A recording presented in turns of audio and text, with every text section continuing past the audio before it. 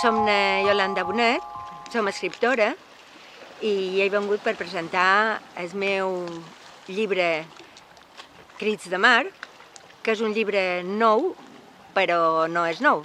Després direm per què. Ve acompanyat d'unes precioses il·lustracions de na Rita Bretones, un excel·lent pròleg de Bartomeu Ribas i un fantàstic petit poema de Jaume Pérez Montaner que m'ha regalat a partir de les nostres converses per poder incloure en aquest llibre.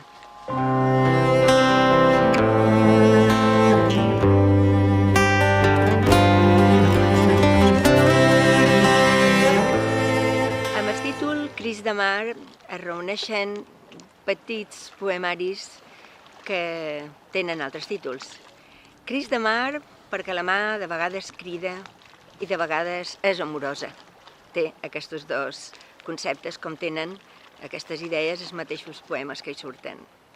També hi ha En el buit, dedicat a existències que a poc se'n van forçosament o voluntàriament, però que desapareixen. En el buit són idees, són situacions, són aquelles vides interiors que tenim que de vegades se'n van, de vegades canvien de lloc, de vegades ens fan pensar massa o massa poc. Aquest és En el buit. I llavors n'hi ha un altre, que és una petita part que es dediquen als meus fills i a la seva imminent joventut, i es diu I, punts suspensius. El llibre Crits de mar és nou, però no és nou, i explicarem per què. Va néixer fa 10 anys en format electrònic. Va ser un dels primers e-books de molts territoris i el primer de les illes. I així com va néixer, va créixer i ara fa 10 anys, igual que les edicions aïllades.